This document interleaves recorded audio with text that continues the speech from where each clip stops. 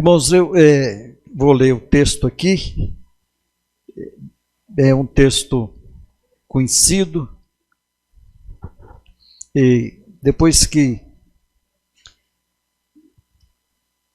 o lermos, então nós vamos cantar ainda, não é?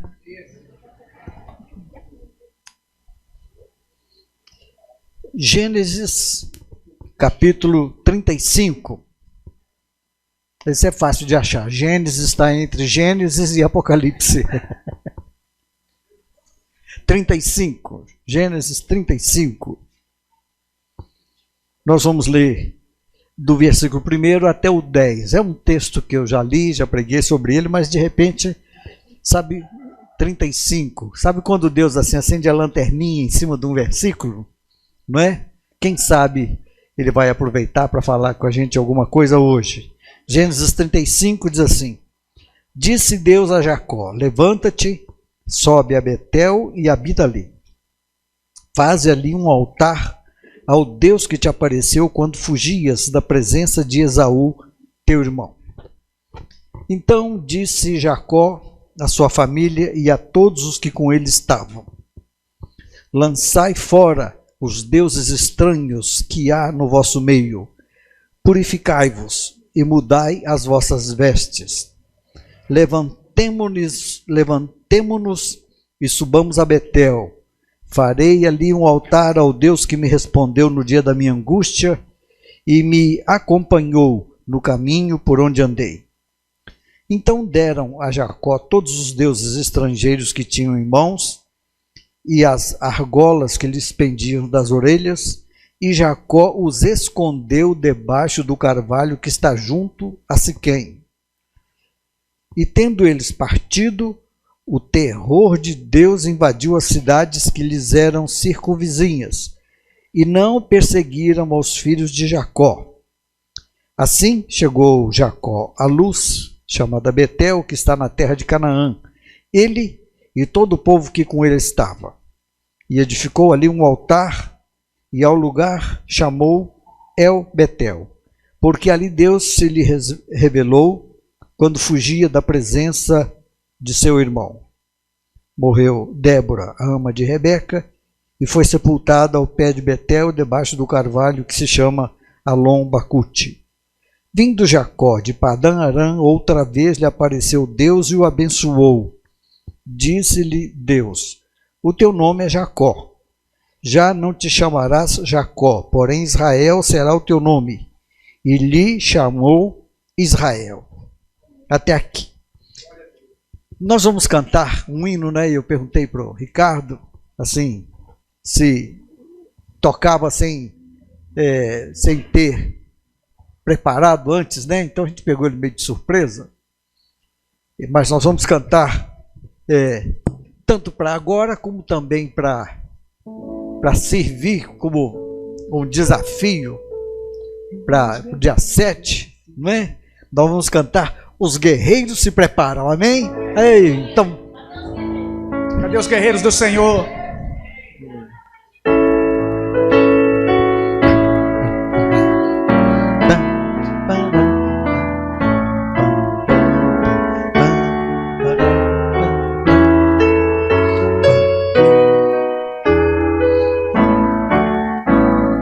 Os guerreiros se preparam para a grande luta.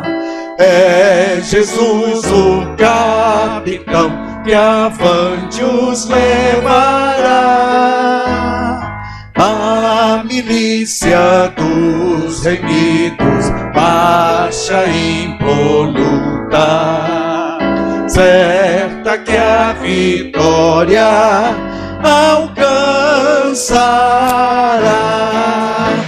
Eu quero estar com Cristo, onde a luta se travar.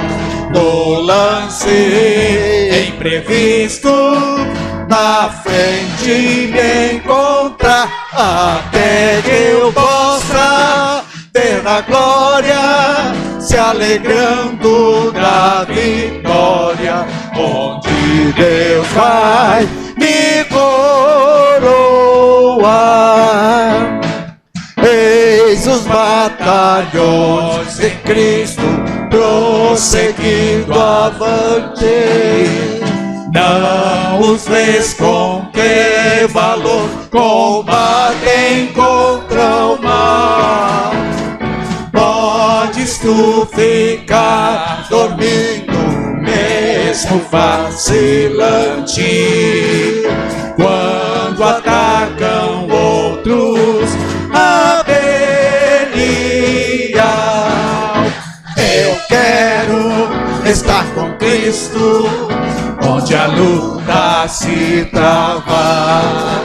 O lance imprevisto na frente me encontrar, até que eu possa ver na glória, se alegrando da vitória, onde Deus vai me coroar.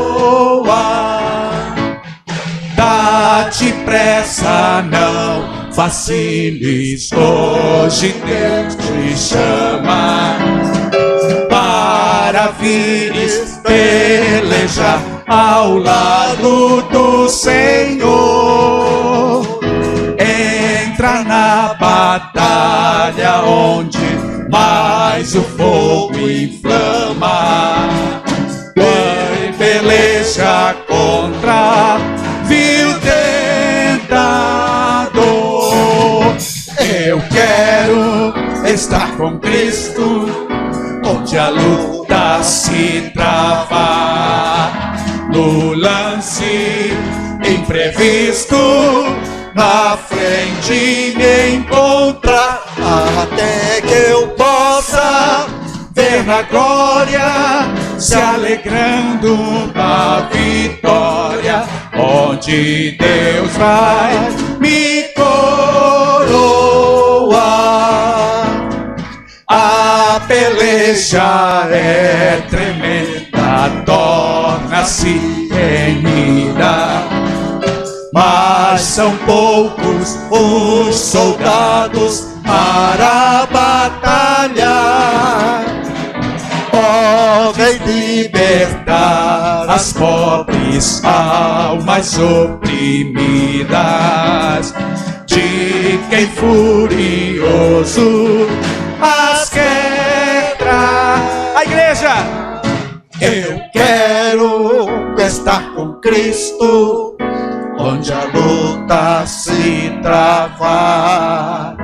No lance imprevisto, na frente me encontrar, até que eu possa ver na glória, se alegrando da vitória. Oh, Deus vai me coroar. Aleluia! Aleluia! Amém! Glória a Deus! Aleluia! Então, tá vendo? Os irmãos estão escondendo talentos. Não é? Os irmãos estão escondendo talento. A hora que você aperta, graças a Deus, glória a Deus por isso. Então, eu li Gênesis 35. Gênesis 35 aglutina, não é? Aponta para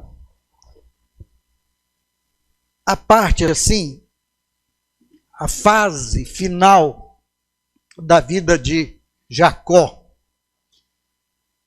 A gente encontra, você que já viu filme, já viu novela, já viu tanta coisa acerca, novela bíblica, né, acerca de Jacó, você encontra 3 fases assim marcadas, distintas na vida de Jacó. A primeira delas é Betel.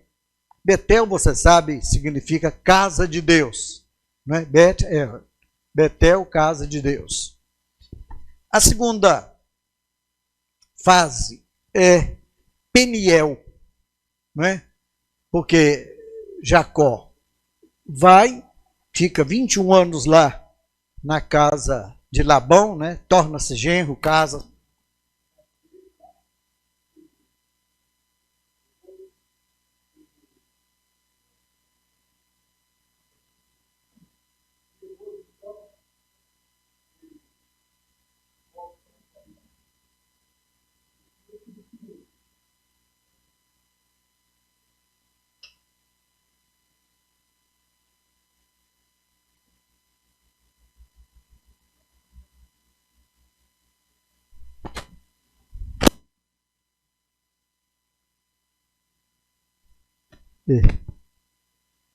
Glória a Deus. Isso é coisa de crente, né? Isso é coisa de crente. Descarrega a bateria e vai lá, carrega e volta. Amém, né? Graças a Deus. Então, ele fica lá 21 anos, né? Ajunta, constrói uma família, constrói um patrimônio, e aí Deus aparece para ele e diz: volta.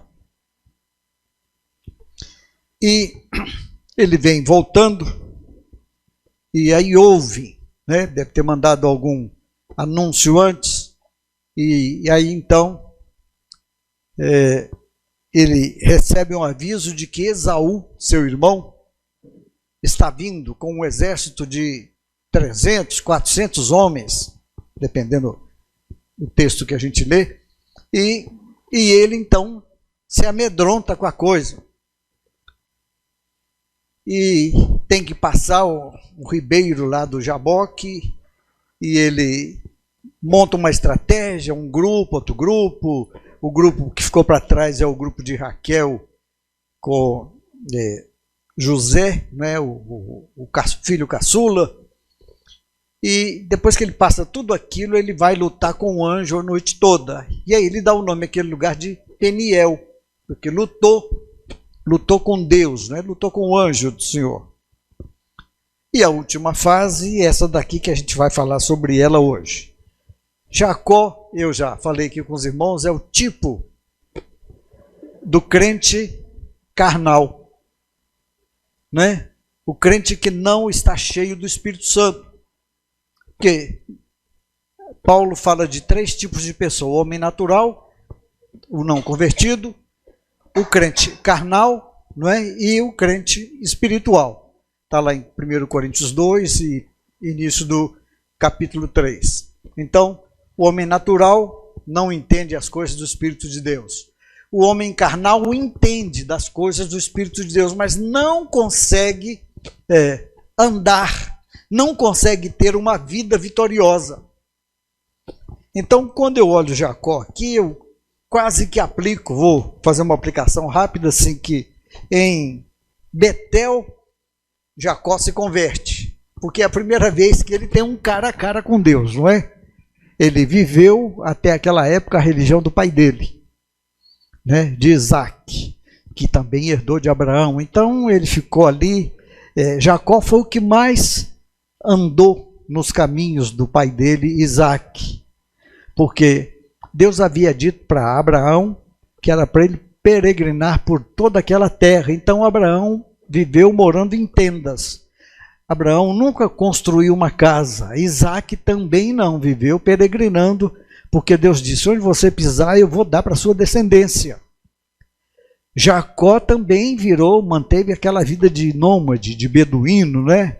De viver morando em tendas. Esaú, tão logo ele se estabeleceu, ele construiu uma casa para ele. Então, Esaú perdeu a visão da família, de ser nômade, de peregrinar, de viver em tendas, de viver na dependência de Deus. Porque quando morava em tendas, quando Deus dizia assim: agora você vai, ele era só juntar as tralhas e ir embora. E quem constrói uma casa, cria raiz, aquele negócio todo, fica mais difícil de arrancar, né? Isso, aos olhos de Isaac e Rebeca, e depois aos olhos de Jacó, era assim, uma abominação. Se a gente tem que morar em tendas, por que Esaú tem que construir uma casa de alvenaria, não é? E fincar raízes lá na terra onde ele estava. Bom, então, voltando para cá, eu olho assim então que Betel pode significar salvação, não é? As pessoas aceitam Jesus como Salvador. Betel, casa de Deus, acha a casa de Deus. Em Peniel ele tem uma primeira experiência que eu poderia dizer que assim a gente podia fazer uma analogia com o batismo no Espírito Santo, não é? Você mudou de fase, mudou de dimensão. Agora você tem alguma coisa para contar, não é? Porque você vê aqui, Jacó no capítulo 35, fala com os seus familiares assim: eu vou levantar um altar ao Deus que me respondeu no dia da minha angústia. Isso está no versículo 3. E me acompanhou no caminho por onde andei. Olha que coisa interessante. É Deus que sai perseguindo Jacó. Não é Jacó que está seguindo Deus, não é? Sabe, às vezes é assim, a gente dá um certo trabalho para Deus, porque Deus quase que tem que acompanhar a gente, perseguir a gente. Ó Deus, só aperta o passo aí porque eu estou com pressa. Não é? Então Jacó, esse tipo. E essa terceira coisa aqui, Gênesis 35, a fase que eu chamo de El Betel, é o altar do El Betel. El Betel significa o Deus da casa de Deus. Então, eu gostaria de dizer que isso aqui simboliza, tipifica a vida vitoriosa do cristão. O cristão que anda de vitória em vitória, não é? Porque até aqui, a despeito das experiências que Jacó teve, Jacó até chegar por aqui, até o encontro com Esaú, Jacó ainda é aquele Jacó enganador, esperto, que passa a perna, não é? E aqui, no versículo 35, ele vai ter um cara a cara com Deus, que vai chamá-lo à responsabilidade. Por quê? Porque Jacó veio, ele fez alguns votos para Deus, que depois ele chegou, está tudo bem em Canaã, ele está morando em Sucote, ainda não é Siquém, aqui ele está em Siquém, né? E ele está lá morando em Sucote, morando em tendas. Sucote significa tendas, não é? E aí Deus o chama à responsabilidade, disse: olha, sobe a Betel, levanta-te, sobe a Betel e habita ali. Faz ali um altar ao Deus que te apareceu quando fugias da presença de Esaú, teu irmão. Qual o voto que Jacó fez? Quem se lembra de alguma? Porque o voto dele é Gênesis 28, né? É um voto assim de algumas maneiras.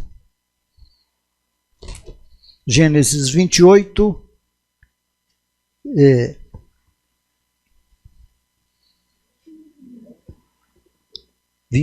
deixa eu ver o versículo perto dele. Estava o Senhor, eu sou o Senhor, versículo 13, 14, 15, 18, né? Tendo-se levantado Jacó cedo de madrugada, tomou a pedra que havia posto por travesseiro e a erigiu em coluna, sobre cujo topo entornou azeite.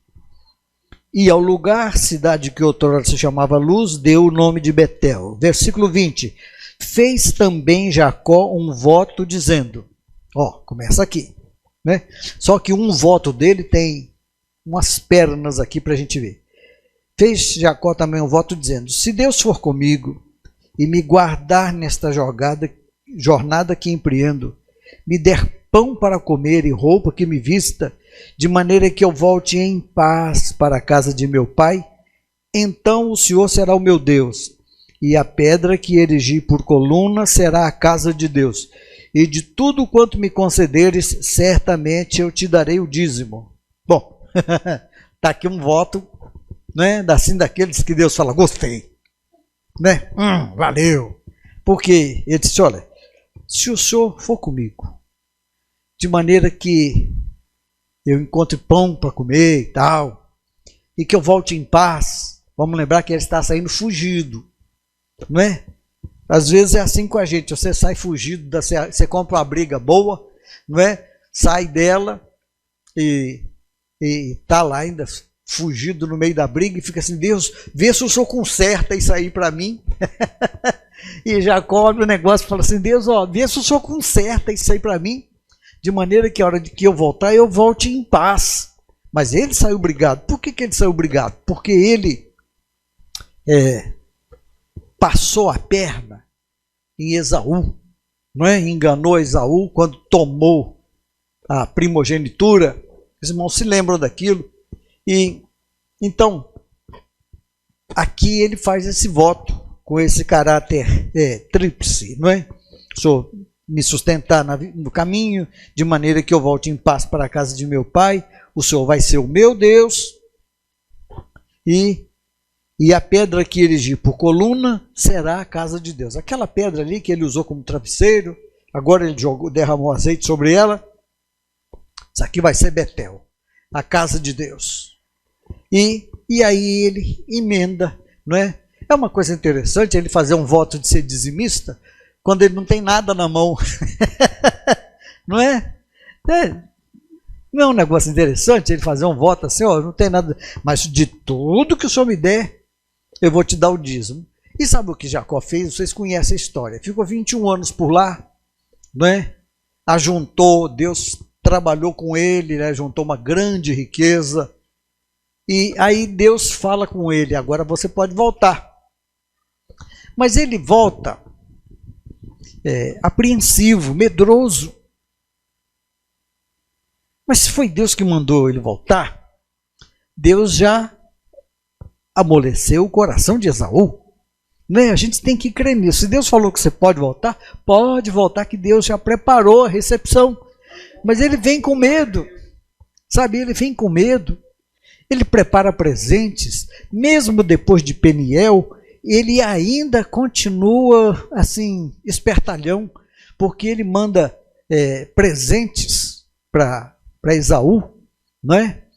Tanto que Esaú encontra com ele no caminho, diz, o que é isso que eu encontrei? Esses bandos que eu encontrei? É um presente que eu estou mandando para o meu senhor, não é? De fato, quando Jacó fugiu, Esaú ficou com toda a herança.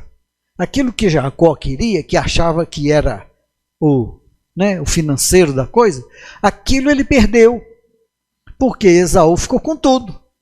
Vai lá e reclama com Esaú, não é? Esaú não vai devolver nada, não é? E ele fica mandando presentes, e se você lê 31, 32 aqui de Gênesis, ele fala assim, eu o aplacarei com os meus presentes. Sabe, ele não consegue crer que Deus já amaciou o coração do homem, ele ainda está querendo mandar presentes. Aí encontra com Esaú, os dois se abraçam, faz as pazes, aquele negócio todo. E Esaú disse, agora vamos lá para casa. Afinal de contas, a herança, a fazenda, a terra é deles, de Jacó também. Vamos para lá. E ele disse, não, tem criança, tem gado, o meu passo é lento. Vai na frente e depois eu chego lá. Mas Jacó não foi para lá. Jacó desviou, foi para outro lugar, não é? E lá neste outro lugar, Sucote, Jacó ficou uns tempos. Depois ele se mudou para essa cidade chamada Siquém, que está aqui no capítulo 35. Né? Então, aí Deus... E ele ficou quietinho. Estava tudo certinho ali. Siquém geograficamente era o meio da terra de Canaã, que Deus havia prometido para Abraão. Abraão andou de norte a sul, de leste a oeste, não é? E Siquém era o meio da terra. E Jacó está morando ali, tudo tranquilo, até que houve um problema. Irmãos, quando a gente está fora do projeto de Deus, ele começa a mandar uns probleminhas para ver se sacode a gente.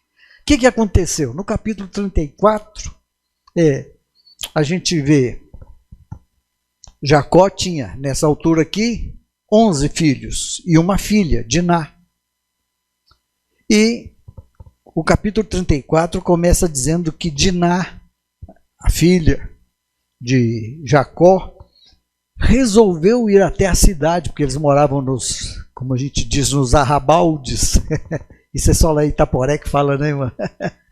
Nos arrabaldes da cidade, né? Nas cercanias ali, na zona rural. E Diná resolve sair para ir ver as filhas da terra. Sabe o que é? Quando você dá aquela comichão assim, vou ver como é que está a moda, vou procurar saber como é que estão as informações por aí, não é? Diná saiu e, desavisada da vida, ela encontra com o filho do rei local, né? Chamado Siquém, o nome da cidade, né? E ele, esperto, e ela bobona lá, ele levou ela no papo e se deitou com ela. E aí, a Bíblia diz que ele se apaixonou por ela e falou com o pai dele: não, nós temos que, o senhor tem que resolver isso. Vai lá e pede a mão dela ao pai dela, eu quero me casar com ela. E então começam os trâmites, as conversas, e os dois filhos mais velhos de Jacó armam um estratagema, né? Só ler 34, você vai ver isso. E nesse estratagema, ele diz: tá bom, nós podemos nos ajuntar com vocês, mas vocês vão ter que, igual nós, fazer o ato da circuncisão. E os homens concordaram, né? O amor lá, o homem lá, o rei convenceu a cidade toda e os homens todos fizeram a cirurgia. E aí a Bíblia diz que no terceiro dia, quando eles estavam na maior dor, os dois filhos de Jacó saíram com a espada e saiu matando tudo, né? Matou todos os homens da cidade. E aí sabe o que aconteceu? Eles ficaram mal vistos. As cidadezinhas ao redor disseram: nós temos que vingar isso, esse pessoal aí é muito esperto. Então você vê que Jacó foi esperto muito tempo e agora os dois filhos dele são velhacos igual ele, né? E armam esse esquema, e armam esse estratagema. Então, esse problema azedou o ambiente. Aí, com o ambiente azedado, deu tempo de Deus falar com Jacó, porque às vezes a gente está tão acomodado, tão certinho, que Deus fala e a gente não ouve, e a gente não presta atenção. Então, no meio daquilo tudo, o que eu vou fazer, né? Pensando Jacó, eu e meu grupo, a gente não aguenta uma guerra, não. Nós somos um grupo familiar, a despeito de ter aqui 11 filhos, esse negócio todo. Tem muitos servos aqui com a gente, mas a gente não aguenta uma guerra. Nós não fomos feitos para guerrear, né? Jacó não foi feito para guerrear. Jacó foi feito para ganhar no bico, né? Na conversa, no papo. E agora tem uma situação difícil. No meio dessa situação, o que eu faço? Como é que a gente sai dessa? Aparece Deus. Diz: agora, Jacó, você está pronto para ouvir? Sobe a Betel, né? Levanta-te, sobe a Betel e habita ali. Faze ali um altar ao Deus que te apareceu quando fugias da presença de Esaú, teu irmão. Sabe? Aí as coisas começam a chegar no lugar. E eu queria que a gente pensasse, né? Hoje, conversando com o Joaquim, meu irmão, eu falei com ele assim: pois é, eu estou preparando uma mensagem sobre um certo carvalho em Siquém. Ele riu e falou comigo: manda para mim a cópia. Então, depois, né, que a gente gravar a mensagem, vou mandar para ele, né? Ele reúne a sua família e disse: olha, reuniu a família, versículo 2, e disse a todos os que com ele estavam: lançai fora os deuses estranhos que há no vosso meio, purificai-vos e mudai as vossas vestes.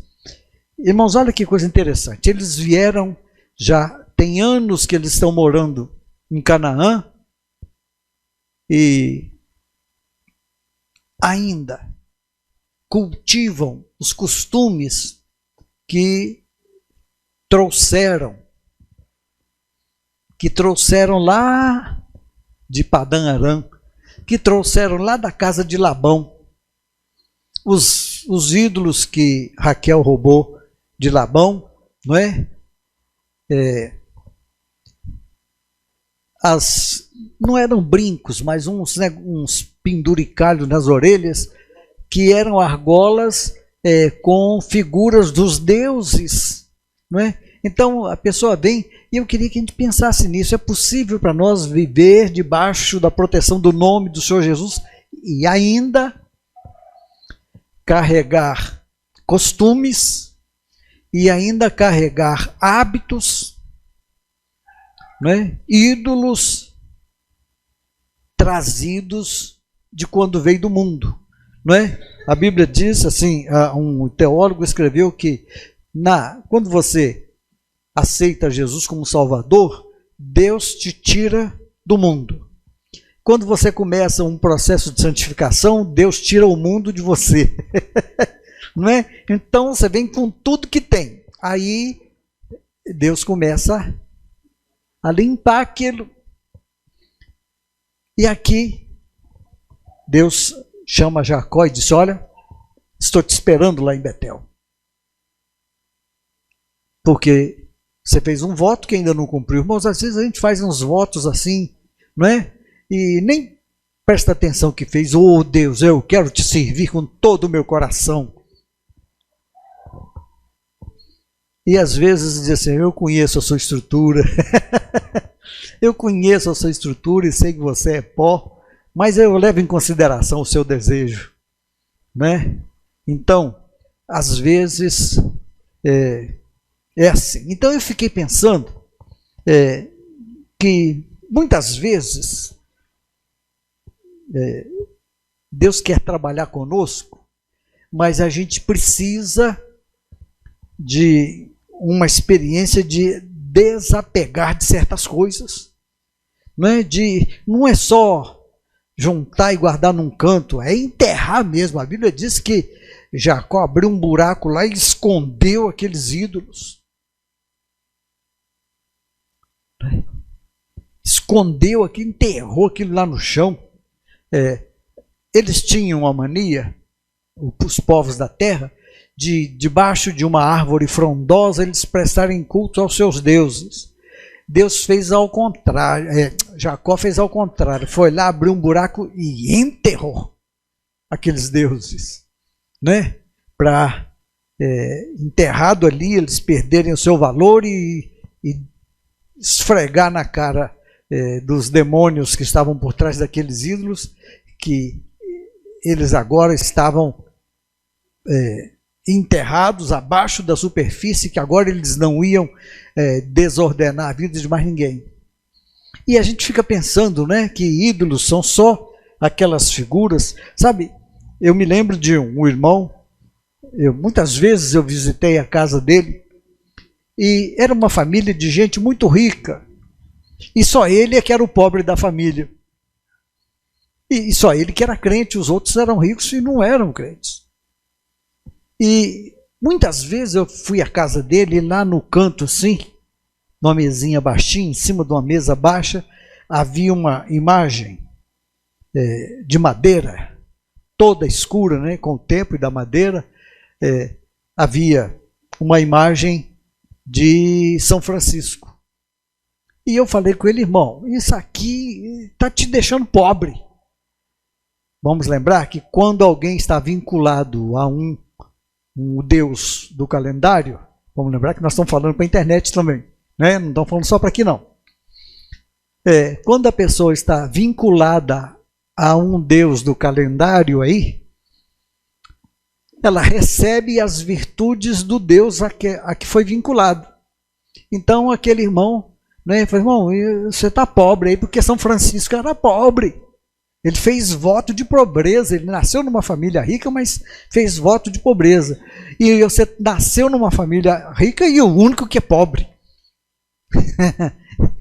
Ele fala: mas isso é lembrança do meu pai, eu não posso.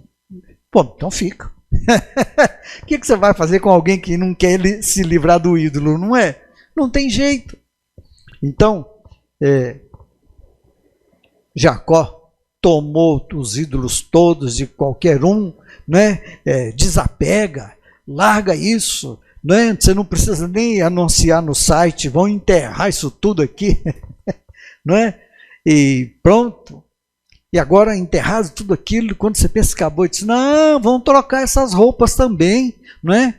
Tem gente aí que quer ir morar em Betel, mas com as roupas lá de Padã Aram, não é? Se você chegar com essas roupas, esse sotaque lá, todo mundo vai saber de onde você é, né? É hora de mudar isso. Então eu fiquei pensando, né, que às vezes a nossa vida não deslancha, né? Você não vai ter uma experiência com o El Betel, você não vai mudar de fase, porque ainda está agarrado a coisas que te puxam para trás. Você quer andar para frente, mas aquele negócio pesa, não é? Quando a gente vê a Bíblia dizendo que deixando todo o embaraço, né? Corramos a carreira que nos está proposta, Hebreus 12, deixando todo o embaraço e o pecado que tenazmente nos assedia. Olha, o autor faz uma analogia entre duas coisas, faz uma comparação, chama a atenção para duas coisas. Existem coisas que não são necessariamente pecado, mas que embaraçam a vida do crente. Nem você olhando assim, você pode até dizer, não, mas a Bíblia não menciona esse pecado. E é verdade, mas aí você vai ver que, embora não seja pecado, aquilo te atrapalha correr. Não é? Né? Vou dar exemplo aqui não, porque deixa o Espírito Santo fazer isso com você. Não é? Então existem coisas que são embaraço. Vou dar um exemplo bem prático, assim, bem brasileiro. Não há nenhum pecado em torcer para um determinado time, nem para outro, né?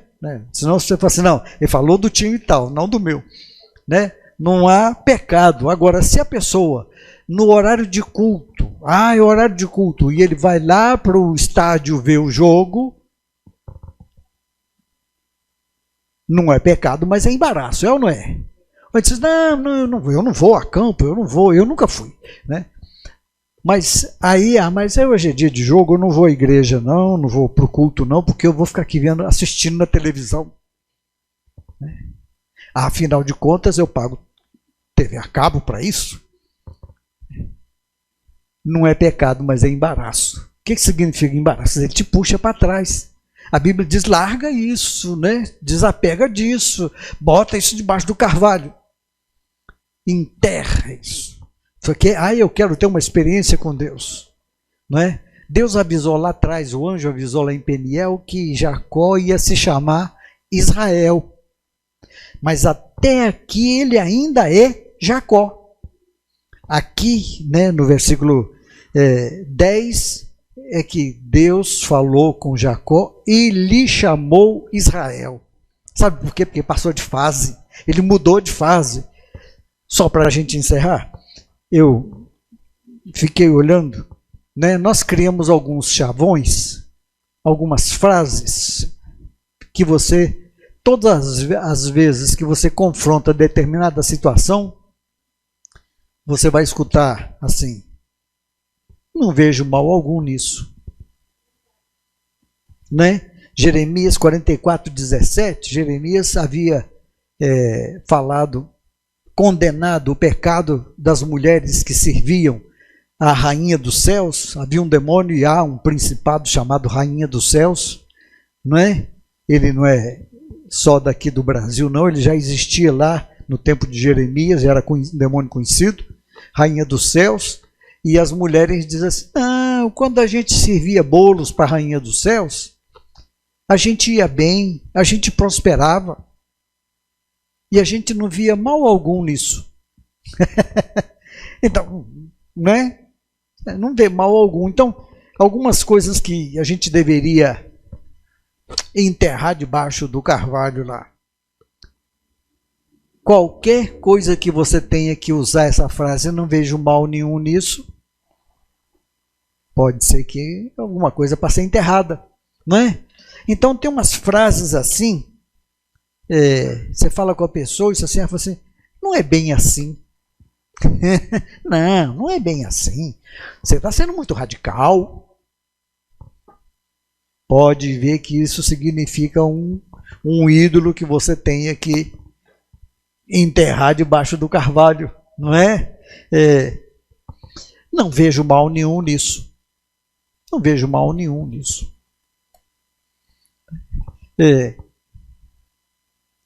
Ou então, assim, a pessoa olha para você fuzilando com os olhos e diz assim, para de me julgar. Né? Para de me julgar. Está conseguindo, né? Está conseguindo pegar a ideia? Estou conseguindo passar a ideia para você? Esses negócios assim que você precisa escorar um argumento em terra, debaixo do carvalho. Deus está te esperando com um altar novo e um nome novo. Né? O nada a ver até virou bordão de... Né? Ou então uma outra, quer ver uma outra assim, então, Deus me criou assim, Deus sabe que eu sou assim, não é? E já que Ele me criou assim, e que eu sou assim, não é? É o que a gente chama de síndrome de Gabriela, né? Eu nasci assim, eu cresci assim, eu vou ser sempre assim. Não é? Então, quer ver uma outra? Se Jesus fez, eu também posso fazer. Não é? Daí para você ter uma ideia de coisas que a gente arranja um argumento. Não é? Timóteo, Paulo escreveu para ele que era não para beber só água, não. Para beber um pouco de vinho por causa das suas constantes enfermidades do estômago. Tá vendo? Aí é um argumento. Se você precisa arranjar um argumento para manter o que você está fazendo, pega hoje em terra, debaixo do carvalho. Sabe por quê? Colocado debaixo do carvalho, ele apodrece ali, você vai embora para uma outra dimensão, você muda de vida. Não é? Jacó conhecia o Deus, conhecia Betel, né? A casa de Deus, conhecia Peniel, lutou com Deus, né? E venceu. Peniel significa lutou como príncipe, lutou com Deus como príncipe e venceu. Peniel. Agora ele vai conhecer o El Betel, o Deus da casa de Deus. Bom, sabe o que aconteceu quando ele sumiu com os deuses, com os ídolos, com as roupas, com aquelas coisas que